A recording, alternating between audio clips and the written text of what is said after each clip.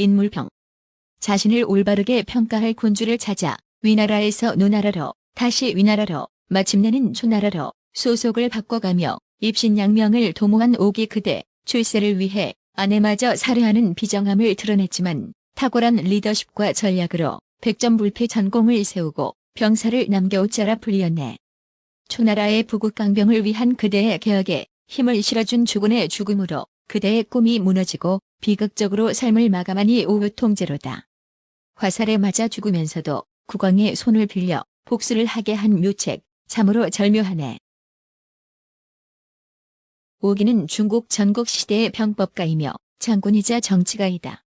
본래 위나라 출신으로 증자의 문화에 들어가서 유학을 공부했고 후에는 병법을 공부하여 장군이 되었다. 이후 노나라, 위나라, 초나라 등 여러 나라를 전전하며 관직에 올라 전공을 거두어 명성을 떨쳤고 최후에는 초나라 재상의 자리에까지 올랐다. 장군으로서 사졸들과 같은 옷을 입고 같은 음식을 먹으며 언제나 고생을 함께 했다. 그와 관련된 저작으로 오자 병법이 있다. 오기는 전국시대 초기 위나라에서 태어났다. 위는 작은 나라였다. 오늘의 허난성과 산둥성 사이에 위치해 교통은 편리했으나 주변 강대국의 멸시 대상이었다. 또 그 통치 집단은 무사안위를 능사로 삼는 고식적인 사대주의자들이었다. 오기의 가정은 부유했는데 부친은 벼슬에 실패하고 상인으로 성공했다. 성공의 비결은 밝은 인사성 그리고 시비를 가리지 않는 처세술이었다. 오기는 나서부터 똑똑했으며 독서를 즐겼다. 자존심도 무척 강했다. 성장하면서 권력지향적인 공명심이 각별히 강해졌다. 시비 가리기에 명확했으며 결단력이 비상했다. 자존심과 공명심, 결단력으로 특징 지어지는 그의 성격은 자신의 운명을 좌우하게 된다. 또 시비 가리기에 명확한 만큼 신의를 중시하고 행동이 엄격하며 정실에 좌우되지 않았다. 청년기에 접어들면서 오기는 조국인 약소국 위나라에 계속 붙어 살다가는 뜻을 펼 수 없으며 인생의 보람도 찾지 못할 것이라 통감했다. 그래서 나름대로 문화 생활을 즐기며 인재들을 사귀인다고 가재를 탕진했다. 이런 광경을 지켜보던 거리의 동년배들은 오기를 좋게 보지 않았다. 과대망상이니 방탕하니 하는 조소도 들려왔다. 아내의 불평불만도 늘어났고 잔소리도 많아졌다. 결국 자존심의 상처를 입은 오기는 아내와 이별했다. 아내는 후회하며 돌아오길 원했으나 오기는 받아들이지 않았다. 얼마나 오기가 승부욕이 강한지를 알 수 있는 일화가 있는데 어렸을 적 자기보다 더 강한 깡패를 상대로 덤비다가 죽지 않을 만큼 맞았다. 그런데 그는 다음 날 다시 그 깡패를 찾아가 다시 한번 자웅을 겨루어 보자며 깡패를 도발했고 그는 또 다시 죽지 않을 만큼 맞았다. 그러나 오기는 7전8기의 정신으로 계속 그 깡패를 쫓아다니면서 덤볐고 결국에 밑도 끝도 없는 오기에게 지친 깡패는 마지못해 싸움에서 져주었다. 오기가 하루는 옛 친구를 만나서 식사를 하자고 했는데 친구가 그래.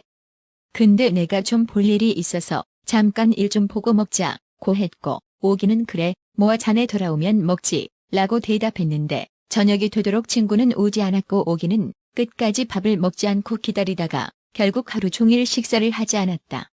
다음 날 아침 오기는 사람을 보내 옛 친구를 찾아오게 했고 친구가 오자 그때서야 함께 식사를 하였다고 한다. 별다른 수입 없이 백수 생활을 하는 터라 벼슬을 구하려고 명망 있는 사람들의 연주를 대기 위하여 전금을 날리는 바람에 아버지는 화병으로 돌아가시고 사람들에게 비웃음을 사자 홧김에 칼을 들고 가서 평소에 비웃던 사람 30여 명을 찾아내어 차례차례 모두 살해했으며 이런 죄악을 저질렀으니 도주해야 했다. 떠날 때 자신을 못마땅하게 여긴 어머니가 크게 꾸짖자 어머니 만류에도 발을 물어뜯어 피를 흘려 그 피로 외국에서 대신이나 재상에 오르기 전엔 절대 위나라로 돌아오지 않겠다고 어머니께 맹세했다고 한다. 오기는 먼저 노나라를 찾아갔다. 대국은 아니지만 공자의 출생국답게 문화가 발달했다. 유학으로 이름난 증자의 문화생이 되어 열심히 공부하면서 천하에 대한 시야를 넓혀 점차 두각을 나타낼 수 있었다. 마침 이웃 제나라에서 대부 벼슬을 하던 인사가 노나라에 와 있었는데 오기가 인재임을 알자 자기 딸과 결혼시켰다. 오기의 두 번째 결혼이다. 일이 순조롭게 진행되던 어느 날 갑자기 고향에서 인편으로 속달이 왔다. 노모가 별세했다는 소식이었다. 오기는 비통에 잠겼다가 생각을 가다듬고 고향을 떠날 적에 외국에 가서 대신이나 재상이 되기 전에는 고향으로 돌아가지 않겠다. 고한 어머니께의 맹세를 되새겨 돌아가지 않았다. 오기는 아울러 자신이 죽인 동년배 연고자들의 보복 가능성도 감안했다. 오기는 슬픔을 딛고 독서와 연구에 몰두했다. 스승인 증자가 그 사연을 알고 오기를 불러 고향에 가서 모친상을 치르고 오라고 엄명했다. 유교에서는 효도가 으뜸 윤리다. 하지만 오기는 따르지 않았다. 분노한 증자는 오기를 파문하고 축출했다. 오기는 비통과 비난으로 더욱 고독해졌으나 더 분발하여 병법 서적과 책에 파묻혀 연구에 몰입했다. 유학과 멀어진 것을 기회로 법가의 통치수를 폭넓고 깊이 있게 파고들었다. 때를 기다리며 준비 작업을 게을리하지 않았던 것이다. 드디어 애타게 기다리던 기회가 찾아와 오기를 향해 미소 짓기 시작했다. 비상시국에 즈음하거나 위기의식이 팽배하지 않고서는 어느 군주도 오기와 같이 경력상 문제가 있는 영재를 즉각 발탁하기는 어려운 시절이었다. 그런데 마침 이웃 제나라가 군대를 동원해 노나라를 침공해왔다. 삽시간에 세 개의 성을 탈취했는데 노군은 연전연패했다. 병사들의 지뢰는 별 차이가 없었으나 사령관이 문제였다. 공자 완리나 되뇌며 논어만 읽던 노나라의 평범한 선비들은 제군을 막아내지 못했다. 위기에 처한 노나라 목공이 이때 주목한 사람이 바로 오기였다. 지능이 뛰어나고 병법 소양이 풍부하다는 세평이 자자한 데다 오기는 성격과 풍채도 군인다웠다. 목공은 즉각 오기를 장군으로 임용하려 했으나 제동이 걸렸다. 오기의 아내가 제나라 고관의 딸이라니 어느 나라 편이 될지 믿을 수 없었던 것이다. 천재 1호의 기회가 찾아와 자신의 뜻을 펴고 돌아가신 어머니 앞에서 한 맹세도 지킬 참인데 아내의 출신지 때문에 모든 것이 물거품으로 사라지게 됐으니 오기는 깊은 고뇌에 빠졌다. 정신착란이라도 일으킨 듯 고민에 잠긴 오기는 넋을 잃은 상태에서 아내를 살해하고 만다. 그러나 자신의 공명심 때문에 무고한 아내를 죽인 행위는 어느 나라의 도덕도 용인할 수 없는 일이었지만 노나라 목공은 나라가 위급한 데다 다른 대안도 없으니 오기를 장군으로 임명했다. 전선으로 달려간 오기는 상황을 파악한 뒤 침착하게 작전을 짰다. 우선 적진영의 특사를 파견해 약소국의 병력으로는 귀군을 막아내지 못할 것이니 평화를 위한 담판을 하고 싶다 고 했다. 적군의 거만함을 조장하고 방심을 유도한 것이다. 동시에 노군의 전투 대형을 바꿔 우익과 좌익에 걸쳐 정예부대를 배치하는 한편 중앙에 노약자 부대가 모여있게 했다. 적이 주력을 중앙으로 유도하면서 노군은 직익으로부터 맹공을 개시했다. 결과는 노군의 대승과 제군의 참패였다. 오기는 그동안 연전연승을 자랑하던 제군의 관용 전법을 연구하고 지난날 성공의 비결이라든지 승리를 이끈 전법을 좀처럼 버리지 못하는 인간의 본성을 이용했는데 노군 사령관의 교체라는 조건 변화에도 제군은 아랑곳하지 않을 것이라 판단하여 오기는 그러한 적군의 심리를 역으로 이용해 대승을 거둔 셈이다. 급기야 노나라는 모든 실지 회복에 성공했고 오기의 명성은 삽시간에 천하를 진동시켰다. 하지만 오기는 노나라에서 중용되지 않았고 도리어 악질적인 중상모략에 휩싸이게 됐다. 목공을 애워싼 측근 소인배들이 경쟁적으로 중상과 참언을 일삼았다. 그들은 목공에게 오기가 마을 사람들을 살해하고 어머니의 장례식에 불참했던 일 등의 과거 행적을 폭로하며 그의 심성이 잔인하다고 비방하였으며 또한 위나라의 죄인인 오기를 등용한다면 노나라와는 같은 조상을 둔 형제국 위나라와의 관계가 소원해질 수 있다고 주장하였다. 이로 인하여 노나라 군주는 오기에게 의심을 품어 오기는 노나라에 더 머물 필요가 없다고 판단하고는 노나라를 탈출했다. 당시 위나라의 군주였던 문후는 뜻과 그릇이 컸고 부국강병을 위해 천하의 인재를 영입, 중용하는 데 적극적이라고 알려져 있어 오기는 그를 섬기고자 위나라로 갔다. 오기가 도착했다는 보고를 받은 문후는 이미 중용하고 있던 이극이란 신하를 불러 의논했다. 오기는 어떤 인물인가? 오기는 공명심이 강하고 여자관계가 좋지 않지만 병법과 용병술에 있어서는 사마양자도 따라잡을 수 없습니다. 지금 주공에게 필요한 인재는 유능한 장군이지 유덕한 공자님은 아니라고 생각합니다. 라고 이극이 대답했다. 인물평을 들은 문후는 오기를 장중히 불러들여 직접 대화를 나누었다. 오기가 유생의 복장을 갖추고는 문후와 병법을 논하고자 하였는데 위문후는 일부러 오기의 앞에서 과인은 전쟁을 좋아하지 않소 라고 말하며 속내를 감추었다. 그러나 오기는 이미 문후가 몰래 전쟁을 준비하고 있음을 알아채고는 그 앞에서 병법을 논하였다.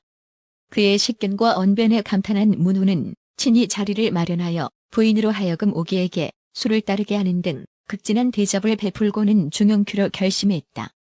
문후는 인재 등용에 있어 부질없이 회의를 소집해 자문하거나 정보원들의 보고서 내용에 구애받지 않았다. 당시 위나라는 중원의 선진 지역에 위치하여 전국 칠흥 가운데서도 강대한 편이었다. 또 문후는 개혁과 개방의 정치를 표방하면서 인재 등용의 국운을 좌우한다고 믿고 있었다. 따라서 위나라엔 신흥의 기상이 왕성했다. 오기를 중용한 것에서 보듯이 수하게 구애하지 않고 필요에 따라 대담하게 등용하고 특별 대우와 신임하는데도 배려를 아끼지 않았던 것이다.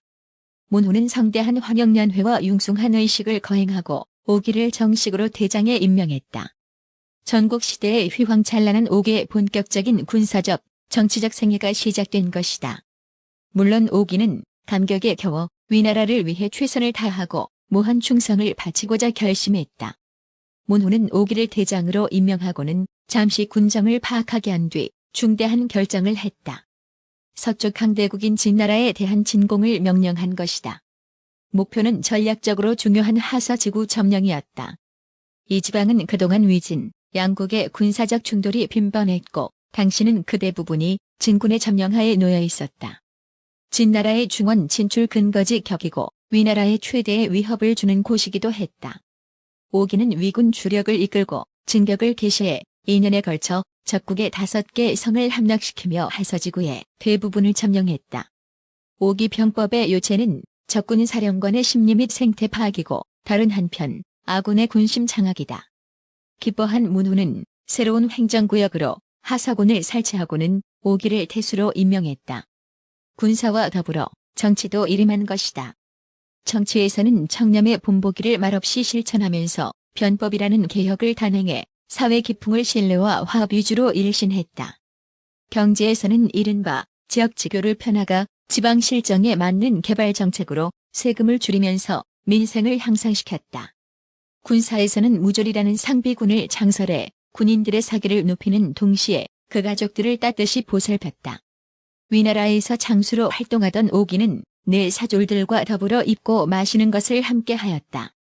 잠을 잘 때에도 자리를 깔지 않았고 행군할 때에도 말이나 수레를 타지 않았으며 몸소 식량을 지고 다니면서 사졸들과 노고를 나누었다.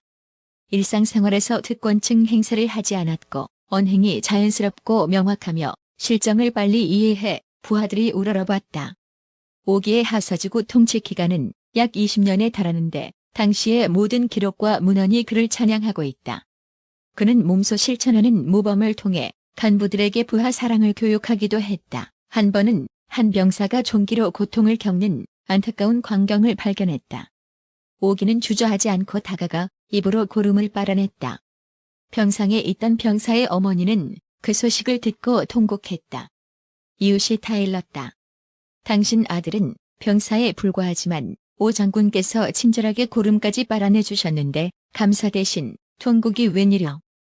병사의 모친이 말했다. 그렇지 않아요. 이전에 오 장군이 그 아비의 고름을 빨아낸 일이 있었지요. 그러자 감격해서 오 장군을 위해 생명을 바친다고 전선에 나가서는 형세가 불리해도 후퇴하지 않고 싸우다 전사했어요. 이번에는 아들까지 그렇게 되겠으니 슬퍼 우는 거요. 이 일화에서 연저지인이라는 고사성어가 유래했는데 윗사람이 부하를 극진히 사랑함에 비유하는 말이다.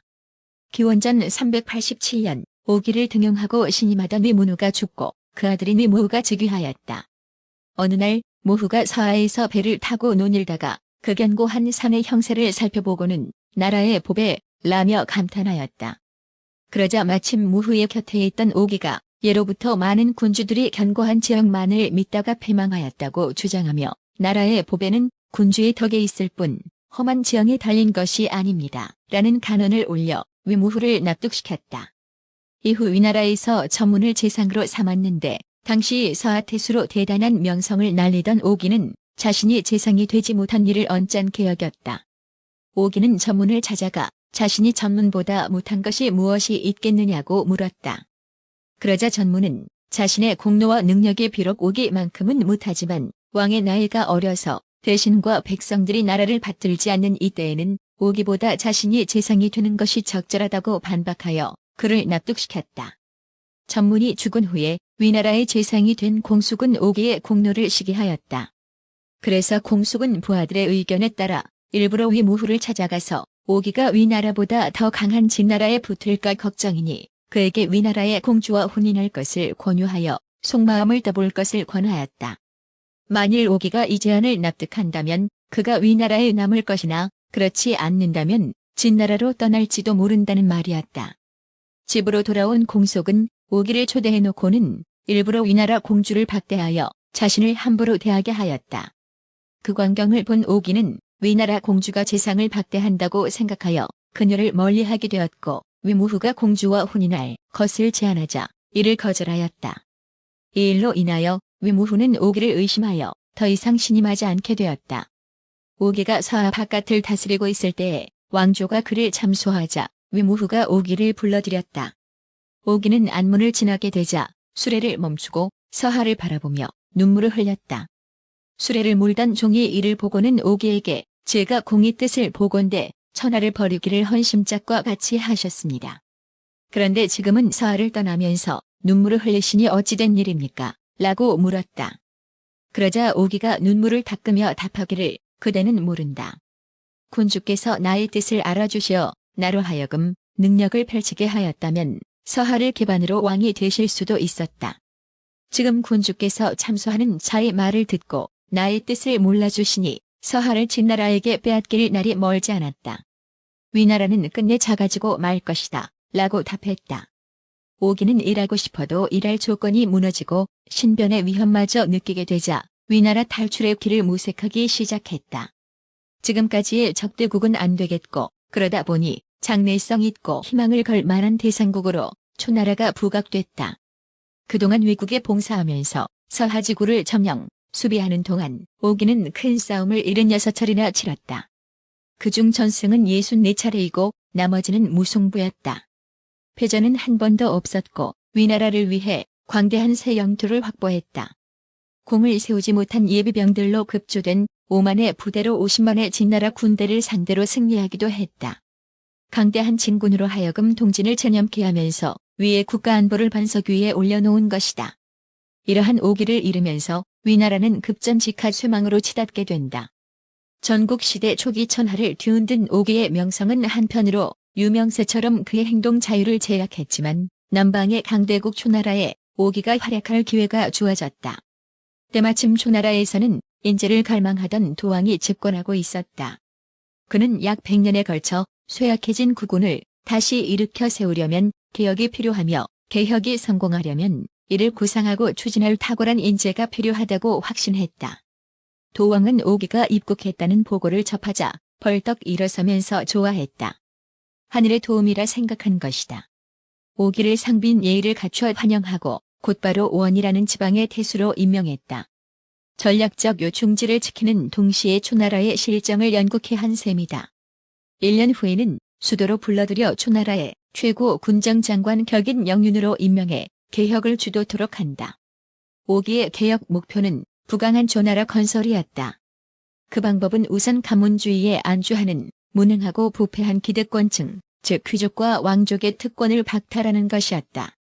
아울러 군공이 있는 군인 출신 신진 엘리트를 대량 등용해 요직에 두면서 국가와 사회의 중핵 세력이 되게끔 육성하는 데 있었다. 그러자면 시간이 필요했는데 오기는 불행히도 너무 일찍 이승을 떠나 개혁 작업은 3년으로 중단됐다. 개혁 작업에 들어간 오기가 맨 먼저 착수한 것은 전국 각지에 흩어져 방대한 영토를 차지했던 왕족, 귀족들로 하여금 3세 후에는 모든 자기와 영지를 국가로 반환케 한다는 법령 제정이었다.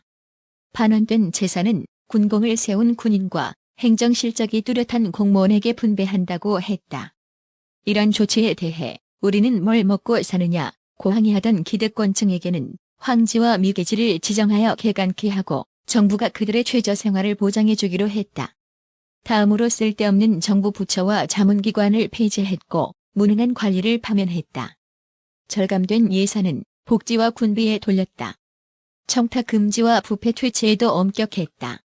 군비 확장을 군인 보호와 병행했다. 이렇게 하여오기는 남쪽으로는 배궐을 평정하였고 북쪽으로는 진, 채를 병합하여 조나라, 한나라, 위나라 등의 삼진을 격퇴했으며 서쪽으로는 진나라를 정벌하여 제후들의 두려움을 샀다. 다사다난했던 기원전 381년 바로 그해 갑작스레 불행이 닥쳤다.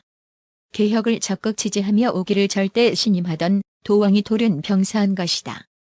드디어 기득권 세력이 조직적 반란을 일으켰는데 오기가 국장 준비에 바쁘던 무렵이었다. 궁전으로 난입한 반란 세력을 피하는 위급한 순간 오기의 머릿속에 최후의 지혜가 번쩍였다. 그는 도왕의 시체 곁으로 달려가 엎드렸다. 뒤쫓아온 반란군 귀족들이 오기를 향해 마구 활을 쏘아댔다. 무수한 화살이 오기의 죽음을 재촉하는 동시에 도왕의 시신에도 수없이 꽂혔다. 반란 세력은 오기의 시체를 끌어내어 도망냈다.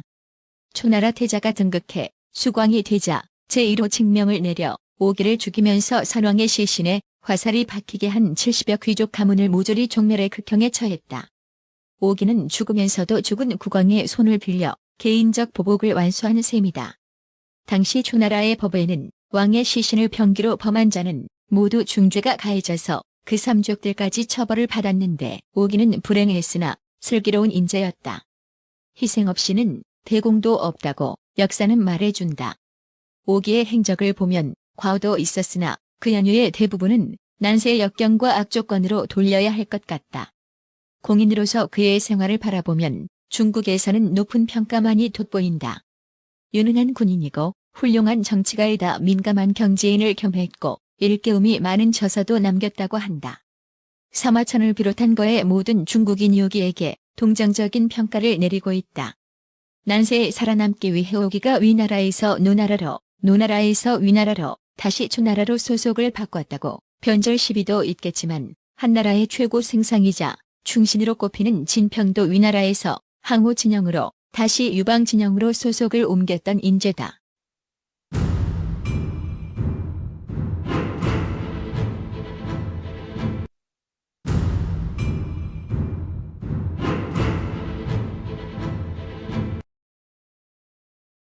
감사합니다.